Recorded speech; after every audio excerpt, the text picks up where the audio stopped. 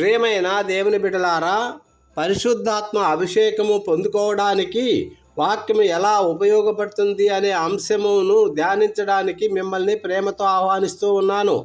పరిశుద్ధాత్మకు వాక్యమునకు ఉన్న సంబంధం ఏమిటి తెలుసుకుందాము రండి. మన దేవుడు త్రియేక దేవుడు, తండ్రి, కుమారుడు, పరిశుద్ధాత్ముడు. తండ్రి చేసే కార్యములలో యేసుక్రీస్తు, పరిశుద్ధాత్ముడు ఉంటున్నారు. ఆదికాండము 1:1-2 చదవండి. ఆదిలో భూమికి ఎలాంటి ఆకారము లేదు. అంధకారములో పరిశుద్ధాత్మ అల్లాడుచుండెను. దేవుడు వెలుగు కలుగునుగాక అని పలికినప్పుడు వెలుగు కలిగినది. తండ్రి అయిన దేవుడు వాక్యమై ఉన్న యేసు వాక్కుతో పలుకగా ఆత్మయై ఉన్న ఆత్మశక్తితో ఆకారము జరిగింది. లూకాసు వార్త 3:21-22 యేసు ప్రభువు జ్ఞానసానములో తండ్రి దేవుడు అతని యందు ఆనందిస్తున్నాడు. యేసుక్రీస్తు జ్ఞానసానము పొందుచున్నాడు. ఆత్మదేవుడు పావుర రూపములో యేసుపైకి దిగి రావడము జరిగింది. ఇక్కడ దేవుని తత్వమును చూస్తున్నాము. ప్రియులారా, ఇక్కడ మనము గమనించినట్లయితే ఆత్మను పొందుకోవడానికి వాక్య శక్తి, వాక్యము పొందుకోవడానికి ఆత్మశక్తి, ఈ రెండు అభిషేకం పొందుకోవడానికి మూలాధారాలుగా ఉంటున్నాయి. ఈ అభిషేకము ద్వారా జీవజలాలు ప్రవహిస్తూ ఉంటాయి. 1 యోహాను 5:7 సాక్ష్యమిచ్చువారు ముగ్గురు, ఆత్మ, నీళ్లు, రక్తము. ఈ మూడు సాక్షులుగా ఉంటున్నాయి. యోహాను 16:33 ఈ లోకములో మీకు శ్రమ కలుగును, ధైర్యము తెచ్చుకొనుడి, నేను లోకమును జయించి ఉన్నాను. యేసు ప్రభువు ఆత్మతోనే ఈ లోకాన్ని జయించాడు. హల్లెలూయా.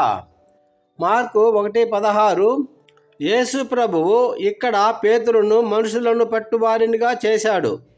కానీ పెంతెకొస్తు నాడు పరిశుద్ధాత్మ వలన మాత్రమే అతడు మనుషులను పట్టేవానిగా మారినాడు.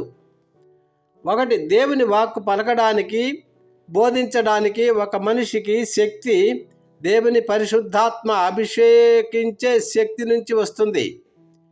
వాక్యము చదవాలన్నా, పలకాలన్నా, బోధించాలన్నా పరిశుద్ధాత్మ వలననే జరుగుతున్నాయి. 2 సమూయేలు 23:3 చదవండి. సామెతలు 1:23 నా ఆత్మను నీ మీద కుమ్మరించెదను, నా ఉపదేశమును నీకు తెలిపెదను.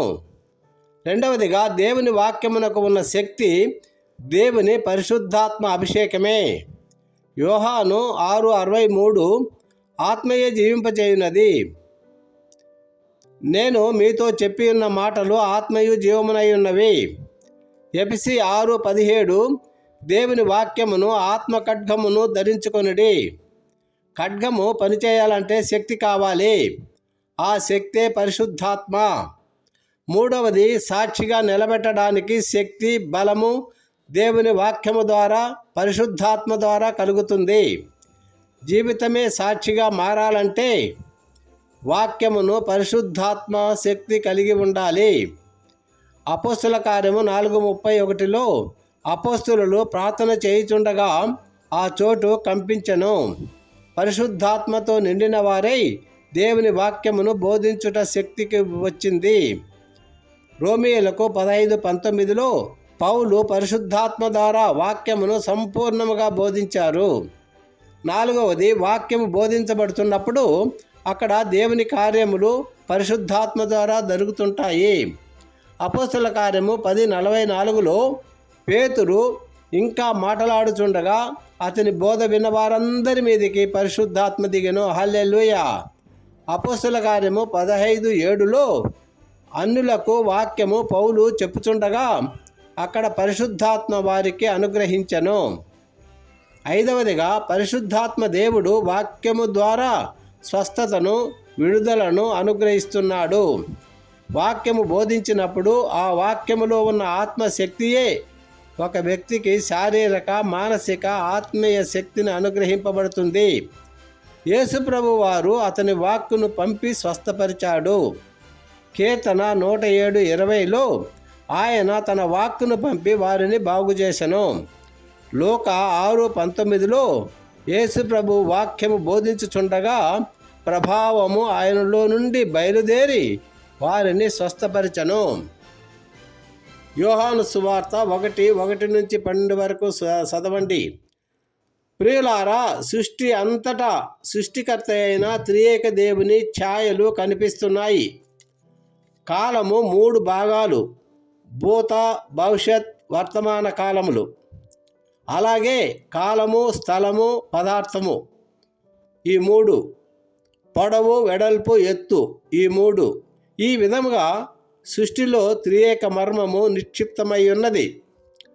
ఆది యందు అంటే కాలము, భూమి మీదికి వచ్చాడు అంటే పదార్థము, ఆయన శరీరము ధరించాడు అంటే పదార్థము, గతము అంటే నిత్యత్వము, వర్తమానము అంటే అవతారము, భవిష్యత్తు అంటే ఆయన దేవుని వద్దకు మనలను తీసుకొని వెళతాడు.